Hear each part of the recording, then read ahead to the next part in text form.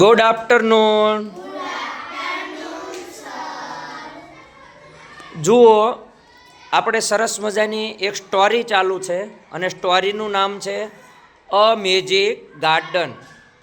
આ સ્ટોરીની અંદર આપણે જોયું બાળકો અને ગાર્ડનના જે છોડ અને વૃક્ષો છે તેની વચ્ચે વાતચીત અને સંવાદ થાય છે.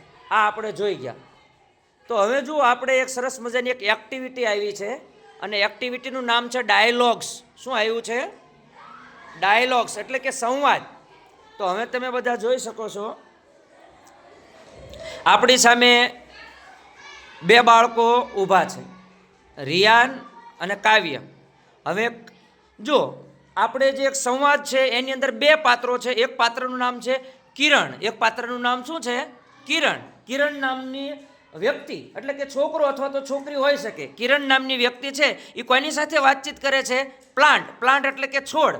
તો હવે જોયું કે એ બે વચ્ચે ડાયલોગ્સ એટલે કે વાતચીત થાય છે, ડાયલોગ થાય છે. તો આપણે બધા જોઈએ એના વચ્ચે કેવો ડાયલોગ થાય છે ને કેવી વાતચીત થાય છે. બરાબર? બધા પડી જાઓ. હવે જો, એક છે કિરણ. કિરણ નામનો વ્યક્તિ છે અને સામે છે પ્લાન્ટ એટલે કે નાનો છોડ. બંને વચ્ચે ડાયલોગ એટલે કે સંવાદ થાય છે. આપણે બધા જોઈએ એના વચ્ચે શું સંવાદ થાય છે. ઊંચા અવાજ. Hello plant, how are you? I am good. I need your help.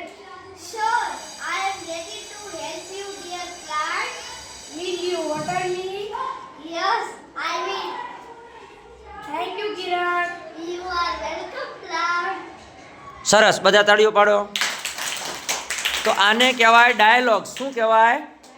એટલે કે સંવાદ. બે વ્યક્તિ વચ્ચે થતી વાતચીત.